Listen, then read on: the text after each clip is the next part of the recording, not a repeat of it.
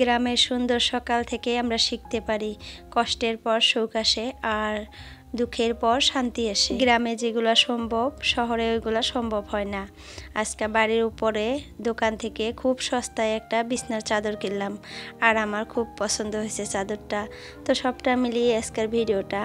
আসসালামু আলাইকুম আমার প্রিয় আপুরা, তোমরা কেমন আছো? আশা করতেছি ভালো আছো। আলহামদুলিল্লাহ, তোমাদের দোয়া এবং আল্লাহর অশেষ রহমতে আমিও সুস্থ এবং ভালো আছি। নাজনীন ব্লগ চ্যানেলে আরও একটা নতুন ভিডিওর সাথে তোমাদের সবাইকে স্বাগত জানাইতেছি। আশা করতেছি আজকের ভিডিওটা তোমাদের কাছে ভালো লাগবে। যদি ভালো লাগে প্লিজ একটা লাইক দিয়ে আমার পুরো ভিডিওটার পাশে থেকে। গ্রামের সকালটা কিন্তু দেখতে অনেক সুন্দর লাগে। যেমন ধরো এই যে সকাল সকাল ঘুম থেকে উঠে বাসি উঠানটা ঝাড়ু দিতে কিন্তু বেশ ভালো লাগে। আর ঝাড়ু দেওয়ার পর যে এত সুন্দর লাগে দেখতে পরিষ্কার, সেটা দেখতে কিন্তু অনেকটাই ভালো লাগে। মনে হয় সকাল থেকেই মনের ভিতরে একটা শান্তি অনুভব হয়। এই যে অপরিষ্কার উঠানটা ঝাড়ু দেওয়ার পর যে দেখতে অনেক ভালো লাগে, পরিষ্কার লাগে, এটা কিন্তু দেখতেও ভালো লাগে আর মনেও কিন্তু একটা আলাদা শান্তি পাওয়া যায়। তো গ্রামের সকালটা কিন্তু এইভাবেই শুরু হয়। সকালে ঘুম থেকে উঠে নিজে ফ্রেশ হয়ে বাসি উঠানটা ঝাড়ু দিই আমরা। বাসি উঠানটা ঝাড়ু না দিলে বলে সংসারের অমঙ্গল হয়, এটা আসলে আগের বুড়িদের কথা। আর বুড়িদের কথা না হইলেও সকালে উঠে কিন্তু উঠানটাতে অনেক নোংরা পড়ে থাকে, কারণ তার আগের দিন কিন্তু আমরা সকালে উঠান ঝাড়ু দিই, সারাদিন আর দেই না। যেহেতু বাড়িতে 2-3টা বাচ্চা কাচ্চা আছে, তো সারাদিন এটা ওটা ফেলায়, গাছের পাতা পড়ে, দেখতেও একদম অপরিষ্কার লাগে। তো সকালে ঘুম থেকে উঠে আগে ওই উঠানটা ঝাড়ু দিলে দেখতে কিন্তু বেশ ভালো লাগে। আর সারাদিন যতই কাজকর্ম করি, যতবারই আর কি বাইরে বের হই, উঠানটা পরিষ্কার দেখলে কিন্তু কাজকর্মে আর কি মন বসে আর দেখতে ভালো লাগে। এটাই হলো মেন কথা। তো যাই হোক, আমি যখন বাড়িতে আমরা 3 জা একসাথে ছিলাম, এখন তো যার যার মতো হয়ে গেছি, কিন্তু একদিন তো একসাথে ছিলাম। তো তখন যদি বাড়িতে একটা প্রোগ্রাম করতো বা অনুষ্ঠান করতো, তো অনুষ্ঠান করার পর কিন্তু বাড়িতে অনেক লেত্রা বেত্রা হয়ে যেত। রান্নাঘরটা কিন্তু অনেক লেত্রা হইতো, অপরিষ্কার হইতো, কারণ অনেক মানুষকে ইনভাইট করা হইতো, যেহেতু রান্না বান্না করা হইতো। তো তারপর কিন্তু আমাদের কি হইতো, আমরা 3 জা মিলে কিন্তু সবকিছু পরিষ্কার করতাম। তার মধ্যে একটা কাজ আমি করতাম, বেশিরভাগই আমি এটা করতাম, আর ওরা 2 জাও আমাকেই করতে দিত। আমি দেখতাম আর কি, ওরা 2 জা মিলে সব বাসনগুলা ধুইতে আর কি কলপারে নিয়ে যেত, আর রান্নাঘরটা আমাকে পরিষ্কার করতে দিত। আর নিজে ইচ্ছা করেই আমি করতাম, কারণ আমি না রান্নাঘরই বলো আর যে কোনো ঘর বলো পরিষ্কার করতে বেশি ভালোবাসি। তো আমি নিজের থেকেই আর কি রান্নাঘরটা খুব সুন্দর করে পরিষ্কার করতাম, আর ওরা 2 জা মিলে বাসনগুলো সব পরিষ্কার করে ধুয়ে নিত। একটা প্রোগ্রাম করার পর কিন্তু ঘর বাড়িও যেরকম নোংরা হয়, ওইরকম কিন্তু বাসন পাতি এগুলাও কিন্তু অনেক জমে যায়। অনেক বড় বড় হাতে হাঁড়ি পাতিল বের করা হয় রান্না বান্না করার জন্য। তো ওইগুলা কিন্তু খুব সুন্দর করে পরিষ্কার করে ঘষে ধুয়ে নিতে হয়। তার জন্য ওরা 2 জন মিলে ওই কাজটা করত, আর আমি একাই রান্নাঘরটা খুব সুন্দর করে পরিষ্কার করে নিতাম। যতটুকু টাইম কাজ করতাম 3 জনে একসাথে করতাম, একসাথে করে সম্পূর্ণ কাজ কমপ্লিট করে তারপরে যার যার ঘরে চলে যাইতাম। এইভাবে আর কি কাজ করছি আমরা। তো এখন তো যার যার মতো হয়ে গেছি, তার তার সংসার, যার যার কাজ তাড়াতাড়ি করতে হয়, তো এইভাবে করতেছি। তো যাই হোক আপুরা, অনেক কথাই বললাম। তো উঠানটা খুব সুন্দর করে পরিষ্কার করে ঝাড়ু দিয়ে তারপরে বাড়ির পিছনে চলে আসলাম। আর আমার লাউ গাছগুলা কিন্তু অনেক বড় বড় হয়ে গেছে, জাংলা দেওয়া অনেক দরকার, কিন্তু আমি না পারতেছি না, অনেক ব্যস্ত। ঘর পরিষ্কার করতে করতে, ঘর বাড়ির কাজ করতে করতে সারাটা দিন যে কিভাবে পার হয়ে যায় আমি নিজেও বলতে পারি না। তো যাই হোক, আমি এদিকে আসছিলাম একটা পেঁপে পাড়ার জন্য। তো এই যে পেঁপেটা পেরে নিলাম, আর তোমাদের দাদা ভাই রাতে বলছিল পেঁপে রান্না করার জন্য, তো যার জন্য একটা পেঁপে পেরে নিলাম। আর দেখো আমাদের বাড়ির সামনে কতগুলা গাড়ি, হয়তো তোমরা বা কেউ যদি দেখে আর কি, তারা বলবে যে এগুলা সবগুলা গাড়ি হয়তো আমাদের। যেহেতু এরা 4 ভাই, তো 4 ভাইয়ের 4টা গাড়ি এরকমই লাগে, তাই না? তো আসলে এইগুলা গাড়ি কিন্তু আমাদের না, জাস্ট এই ব্লু কালার গাড়িটা আমাদের। আর সববার এগুলা এই গাড়িগুলা যে দেখতেছো, এগুলা মানুষের গাড়ি। আসলে আমাদের বাড়ির সামনে না জায়গাটা অনেক সুন্দর, কি সুন্দর খোলামেলা অনেকখানি জায়গা। তো এখানকার মানুষ যারা আর কি বাড়িতে গাড়ি নিতে পারে না, একটু রাস্তার অসুবিধা, তো তারা না এখানে গাড়ি রেখে দেয়। তো যাই হোক, আগে কিন্তু রাখতো না, আগে একটা গাড়ি ছিল এখানে, আমাদের গাড়িটা আর একটা গাড়ি রাখছিল, আর এখন এই দুইটা গাড়ি রাখে, প্রায় 3-4 দিন থেকে রাখে। তো যাই হোক, ফাঁকা জায়গা আছে, রাখে, দেখতে ভালো লাগে। তো যাই হোক, আমি কিন্তু ঘরে এসে তারপরে সবজিগুলা কেটে নিলাম, পেঁপেটা কেটে নিছি। আমার মোবাইলে যে কি হয়েছে, আমি মানে ভিডিও অন করতে ভুলে যাই, আসলে আমার এটা প্রবলেম। মানে দেখা যায় কি, ক্যামেরা ট্যামেরা সেট করে নেই, করে যে অন করব ক্যামেরাটা, ওইটা আর করতে মনে থাকে না। অফ রেখে আমি কাজকর্ম স্টার্ট করে দেই, তারপরে যা দেখি ভিডিও অনই হয় নাই। তো এই একটা অবস্থা। তো পেঁপে কাটার আগে কিন্তু আমি ভিডিওটা অন করে নিছিলাম, তারপরে যা দেখি যে ভিডিওটা অফই আছে, অন করি নাই। তো তারপরে টমেটোটা কাটা দেখাইলাম, পেঁপেটা কাটা আর দেখাইতে পারলাম না। তো পেঁপেটা কেটে সুন্দর করে ধুয়ে, পরিষ্কার করে ধুয়ে নিয়ে তারপরে ভাপ দিয়ে নিলাম। পেঁপে কিন্তু ভাপ দিয়ে রান্না করতে হয়। আর এই পাশে দেখো, সকালের জন্য আমি ছোলা বুট রান্না করব, মুড়ি দিয়ে চা দিয়ে খাবো। তো যার জন্য আজকে ছোলা বুট রান্না করতেছি। আর কয়দিন থেকেই না যে রুটি খাইতেছি, তো রুটি আর আজকে খাইতে ইচ্ছা করতেছে না একদমই। কালকাও তো গোলা রুটি করছিলাম, তো যার জন্য ভাবলাম যে আজকে বুট রান্না করি। সারাদিনের খাবার দাবারের চিন্তাও তো করি না আমি, কিন্তু সকালকার খাবারটা না অনেক চিন্তা ভাবনা করতে হয়। কারণ সকালে এমনি একটা বানাইলে খাইতেও ইচ্ছা করে না, আর দেখবা এমনি একটা খাওয়াও যায় না, রান্নাও করা যায় না।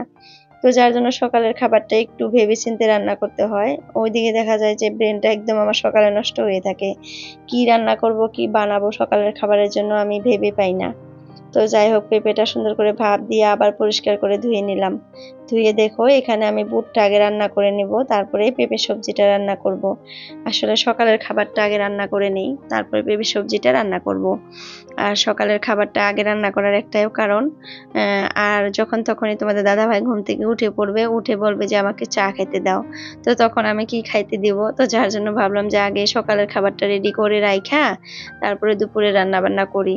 এটার আর ঝামেলা থাকবে না। যখনই তোমাদের দাদাভাই উঠবে, তাড়াতাড়ি করে তাকে খেতে দিতে পারবো, আর আমরাও খাইতে পারবো। আর আমি মাঝে মধ্যে এইভাবে আর কিছু লাবুট রান্না করি, মুড়ি দিয়ে খেতে বেশ ভালো লাগে। তো আজকে ওইভাবেই রান্না করতেছি, একটু আদা বাটা দিছি আর সব মশলা দিয়ে নিছি, ভালো করে কষিয়ে একটু পানি দিয়ে দিলাম, একটু আঠা আঠা টাইপ করে করব। আর এই যে হওয়ার আগে আগে একটু গরম মশলা দেই, মানে একটু মাংসর সেন্ট আসে, খাইতে কিন্তু মানে খুবই ভালো লাগে। তো একটু গরম মশলা দিয়ে দিলাম, আর ওই পাশে কিন্তু চা বসিয়ে দিছি। ভাবলাম যে মানে চাটাও করে রাখি, তারপরে যখন খাবো তখন চাটা একটু গরম করে নেব, তাই হয়ে যাবে। দেখো, চার মধ্যে গাখির দিয়ে দিলাম একটু। তো চাটা হয়ে গেল, নামিয়ে রাখছি ওইদিকে। আর এদিকে দেখো, পেঁপে সবজিটা বসিয়ে দিতেছি। তো একটার পর একটা এইভাবে রান্না করতেছি, খুব তাড়াতাড়ি করে রান্না করতেছি। আর কাজকর্ম দেখবা যে একটার পর একটা স্টেপ বাই স্টেপ খুব সুন্দর করে নিলে গুছিয়ে, খুব তাড়াতাড়ি কিন্তু কাজকর্মগুলা করা যায়। আর ঘরের কাজ যেহেতু একা একাই করি আমি, তো একটু কষ্ট হয়, মেয়েকে নিয়ে ছেলেকে নিয়ে ঘরের সম্পূর্ণ কাজ করতে একটু কষ্ট হয়। তারপরেও করার কিছু নাই, করতেই হবে। যেহেতু গ্রামে থাকি, তো গ্রামে কিন্তু ওরকম মানুষ পাওয়া যায় না ঘরের কাজ করতে। আর আমার বিশেষ করে সত্যি কথা বলতে, আমি মানুষের কাজ একদমই পছন্দ করি না। আমার ঘরের কাজ আমি করব, এটা আমার কাছে বেশি মানে স্যাটিসফাই লাগে। অন্য কেউ যদি করে দেয়, আমার একদমই পছন্দ হয় না। বিশেষ করে তোমরা শুনলে হয়তো হাসবে, বা কেউ কেউ খারাপও মনে করবে। আমার মা, যখন আমি বাবার বাসায় যাই, আমার মা একবার মানে ঘর ঝাড়ু দেবে, তার উপর দিয়ে আমি আবার ঝাড়ু দিই, মানে ওই যে পছন্দ হয় না, মনে হয় ঘরের মধ্যে বালু আছে, লেত্রা আছে, এরকম একটা অবস্থা। তো সেখানে যদি অন্য কেউ এসে আমার ঘরের কাজ করে, আমার কিন্তু একদমই পছন্দ হবে না, আমি কোনোদিনও পারবো না। জানি না বয়স হলে কি হবে, সেটা দেখা যাবে। বয়স হওয়ার পর ছেলের বউ আসবে, ছেলের বউ কাজ করবে, তখন আমি আর করবো না।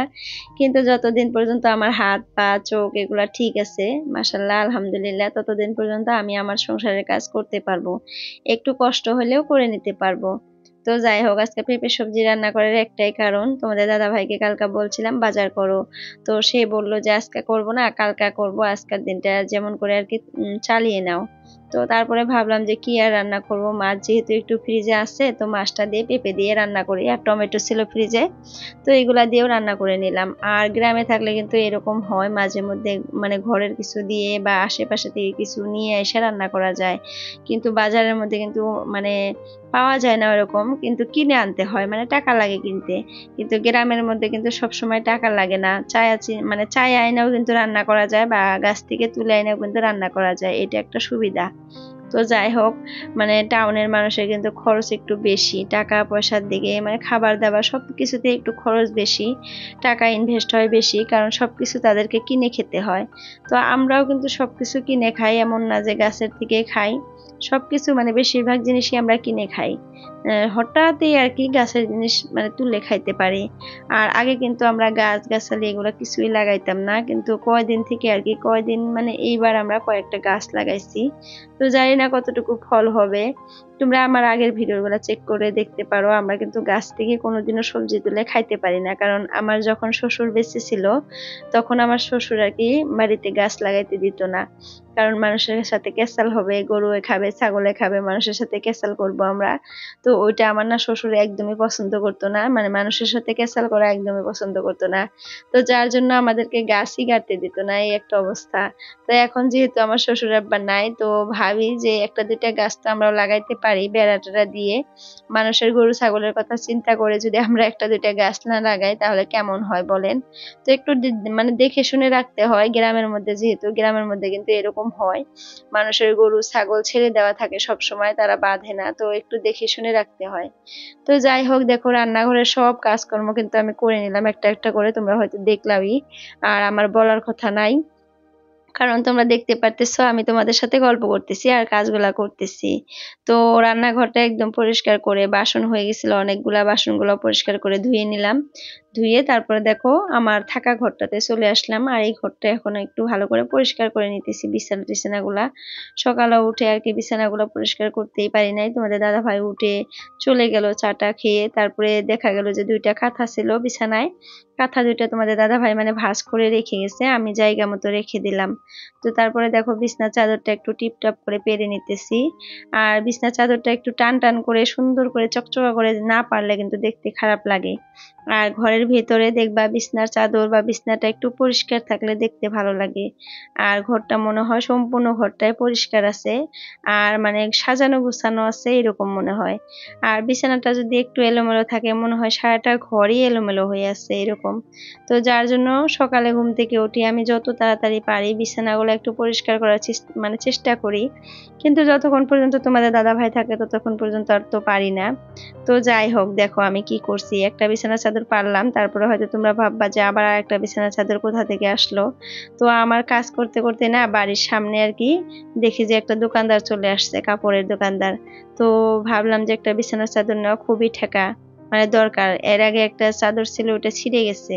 তো দেখো এই চাদরটা না আমার খুব পছন্দ হয়েছে, অনেক পছন্দ হয়েছে, কিন্তু দেখো কত ছোট, এই দিক দিয়েও মানে নাই, ওই দিক দিয়েও নাই, তো যার জন্য কিন্তু এই চাদরটা আমি নিতে পারলাম না, পছন্দ হওয়ার পরেও নিতে পারলাম না। তো বারবার করে কান ধরি যে এত বড় করে বিছানা আর বানাবো না, আপুরা তোমাদেরকেও রিকোয়েস্ট করি এত বড় করে বিছানা মানে বানাইও না, কারণ চাদর পাওয়া যায় না, অনেক মানে কষ্ট করে চাদর খুঁজে খুঁজে আনতে হয়। একটু ছোট হলে কিন্তু এই চাদরগুলো সুন্দর হয়ে যেত।